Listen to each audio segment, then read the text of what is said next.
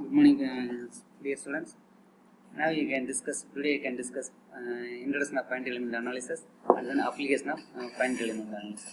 So finite element analysis defined as any physical model is converted to mathematical model and obtain the approximate solutions. So this finite elements you can use for the various applications like structural analysis, structural field, mechanical field, especially for the thermal field, and then dynamic field, and then electrical field.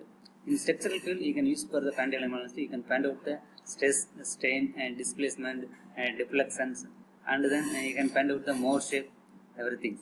In thermal analysis, you can find out the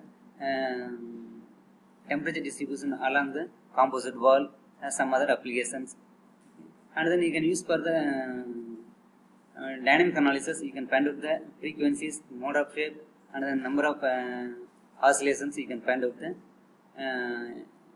approximation in the finite element analysis using acoustics. And now you can find out the electrical field also. You can find out the voltage, current, amperes pass through the any rod and any other applications.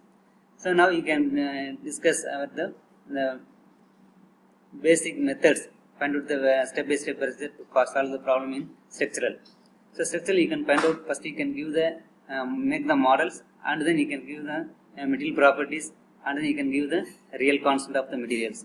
After giving these three parameters in the input, and then you can analyze. Before that analyze, you can give the boundary conditions and then initial conditions. Boundary conditions, whichever point you can arrest. So you can arrest the points, and then whichever point you can give the load, you can give the load values. So if it is suppose you can take for the simple cantilever beams. So one end is arrested. So in the left side you can arrest the all degree of freedom. So another end is you can give the load more than 50 kilonewtons, or you can give the any loads. And after applying the loads, you can find out the values of node shape, stress values, strain values, and then animations. So these are the you have to find out for the basic procedure for the instructional analysis. Now you can move on to the thermal analysis. You can give the temperature on the bottom surface, top surface, and then the left side surface. Then the opposite direction is the is you can find out the values how much will be reduced. That means you get heat dissipations among the surfaces and inside the material conductivity. So you can consider here two parameters. One is the thermal conductivity inside the materials, and then thermal convection, so the material to the outside exposures.